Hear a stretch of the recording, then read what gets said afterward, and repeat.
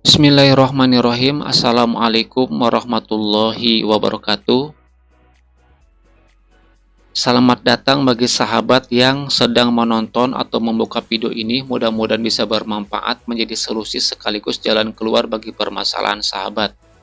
Sebelumnya izinkan saya untuk mendoakan sahabat yang baru menonton membuka video ini atau bagi teman-teman kita yang sudah pernah mampir ke YouTube ini. Mudah-mudahan kita semua senantiasa diberikan keberkahan, kemudahan, dan kelancaran, baik rezeki kita, usaha kita, ataupun pekerjaan kita. Amin ya Allah ya Rabbal Alamin.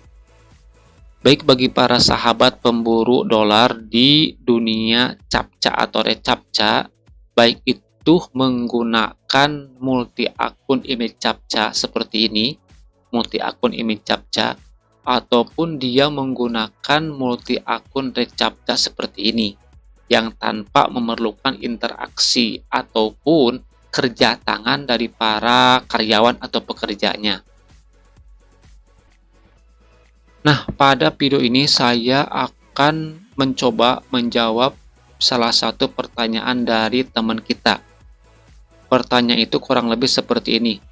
Bang, bagaimana cara mencairkan uang dari Kolotibablo dengan baik dan benar? Bagaimana cara pencairan atau penukaran yang baik uang di Kolotibablo? Nah, gini. Nah, di video ini saya akan memberikan hal-hal yang perlu diperhatikan sebelum proses pencairan. Jadi, hal yang perlu diperhatikan sebelum proses pencairan. Nah, saya kategorikan proses pencairan uang di Kolotibablo itu ada yang memakai, ada dengan metode internal akun, jadi kita transfer antar akun Kolotibablo. Ya, contoh, kita punya akun Kolotibablo, teman kita punya akun Kolotibablo, nah kita transfer ke akun teman kita itu. Nah itu yang pertama. Kemudian yang kedua, ada pencairan itu dengan menggunakan processor payment yang sudah disediakan oleh pihak Kolotibablo. Nah, pihak Kolotibablo di situsnya sendiri di menu WD itu terdapat dia sudah menyediakan beberapa proses ataupun beberapa proses proses payment untuk pencairan. Nah, jadi bisa menggunakan Edcash, Litecoin, atau Kapitalis, atau yang lainnya. Pokoknya selain internal transfer. Nah, itu.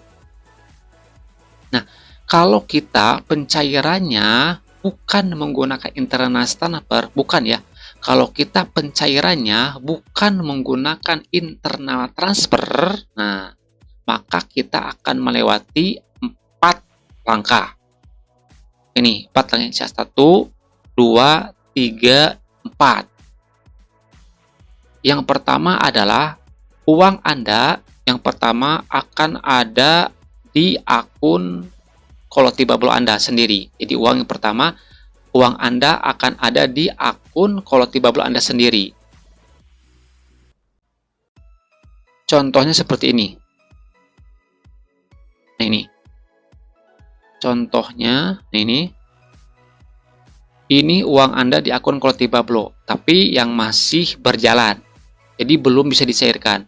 Ini uang di sini, uang yang masih dalam moderasi, artinya masih dicek oleh pihak Kolotibablo. Dan ini adalah uang yang sudah terprotek, artinya sudah bisa dicairkan. Nah, itu. Ini jadi yang pertama, uang Anda akan ada di akun Kolotibablo dulu. Yang kedua, Anda harus transfer ke processor payment. Nah, kalau dulu Kolotibablo itu menyediakan banyak processor payment yang direkomended oleh pihak Kolotibablo sendiri, seperti Webmoney, Perfect Money, dan Edcash, dan lain sebagainya. Itu banyak pokoknya mah processor payment yang disarankan oleh pihak Kolotibablo. Cuman kesini Kolotibablo itu menghapus sebagian atau beberapa processor payment. Nah, contohnya Webmoney sekarang sudah tidak bisa, sudah dihapus dari daftar Kolotibablo. Jadi dari WD Kolotibablo. Kemudian Perfect Money juga sama sudah dihapus. Nah, cuman yang ada itu Edcash dan yang lainnya. Kenapa dihapus? Karena fee ataupun biaya administrasi pencairannya itu membengkak jadi lebih besar. Jadi memberatkan pihak Kontribablo. Jadi yang kedua di dua proses payment ini, Web Money sama Perfect Money itu dihapus. Jadi sekarang itu yang ada salah satunya itu pihak Encash. Nah, jadi uang Anda di Kontribablo Anda transfer ke akun Encash. Itu akun Encash. Jadi misalkan itu biasanya kalau di Encash itu minimal pentransferan itu minimal itu $1. Jadi kalau uang Anda di Kontribablo ini kurang dari $1 itu belum bisa ditransfer ke sini. Jadi harus minimal $1. Setelah dari Encash, Anda itu transfer ke situs money changer. Nah, di internet, di Google silakan Anda search banyak sekali situs-situs penyedia yang dijadikan yang fungsinya itu sebagai money changer, sebagai penukaran uang dolar dari dolar ke ATM lokal kita. Nah, kalau di sini kan kalau uang kita ada di processor payment di sini, misalkan di Encash itu kan masih berbentuk dolar, bukan berbentuk rupiah, masih berbentuk dolar. Nah, bagaimana caranya dari uang kita di Encash? Nah, kan di sini tadi uang kita di Encash itu masuk ke ATM lokal, maka itu harus melalui proses money changer, situs money changer. Nah, di Google itu banyak situs money changer. Nah, biasanya yang sekarang terkenal itu, yang sudah terpercaya itu adalah AHS Changer dan Kak Changer. Tapi banyak situs yang lainnya, silakan Anda cari. Nah, di sini ketika Anda mencari situs-situs mana saja yang Anda jadikan sebagai money changer, Anda perlu memperhatikan 4 hal di sini, 4 hal ini. Yang pertama, keamanan. Apakah situs money changer ini aman atau tidak? Jadi banyak sekali, jadi takutnya gini. Dari sini Anda transfer ke sini ke AHS Changer dari money changer. Tetapi dari money changer tidak transfer uang rupiah ke ATM lokal. Nah itu, jadi Anda itu ditipu berarti oleh salah satu money changer. Nah, jadi jangan sampai jadi itu. Jadi lihat dulu apakah situs money changer yang Anda pilih itu apakah aman atau tidak, apakah terpercaya atau tidak. Itu Anda bisa lihat dari segi template-nya. Apakah template-nya itu profesional atau masih abal-abal, atau bisa lihat Anda dari kontaknya dulu, hubungi kontaknya. Kemudian yang kedua adalah dari rate-nya, dari harganya, harga per dolarnya. Misalkan situs AHS Changer menyediakan per harga per $1 itu 15.500. Sedangkan K-Changer yang ini menyediakan penukaran uang itu per $1 itu cuma 15.000. Jadi kemungkinan besar kita pilih rate yang tinggi yaitu AHS Changer yang penukarannya mencapai per dolarnya itu 15.500 per $1. Nah itu. Kemudian yang ketiga itu kecepatan. Jadi cepat. Jadi kadang-kadang ya.